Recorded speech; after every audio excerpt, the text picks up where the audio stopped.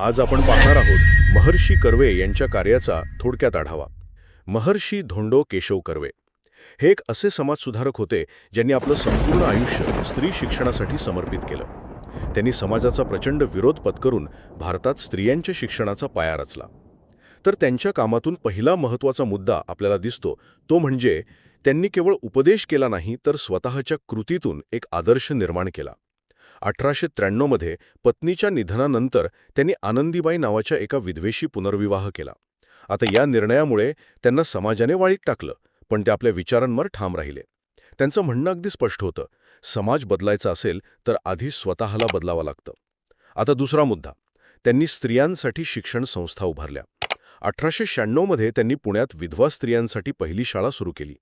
आणि एवढंच नाही तर 1916 मध्ये त्यांनी भारतातलं पहिला महिला विद्यापीठ स्थापन केलं. हो, जे आज SNDT महिला विद्यापीठ म्हणून ओळखलं जातं. त्यांच्या टीकाकारांना त्यांचं उत्तर अगदी साधं होतं, स्त्री शिकली तर पिढ्या शिकतात.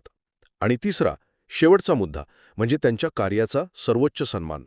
1958 मध्ये त्यांच्या 100व्या वाढदिवशी त्यांना भारतरत्न हा सर्वोच्च नागरी सन्मान देण्यात आला. पण तेव्हा ते काय म्हणाले माहितीये? ते म्हणाले, हा सन्मान माझा नाही, तर तो शिकून उभ्या राहिलेल्या प्रत्येक स्त्रीचा आहे. थोडक्यात सांगायचं तर महर्षी कर्वे हे शिक्षणाच्या माध्यमातून समाजाची रचना बदलणारे एक शांत क्रांतिकारक होते.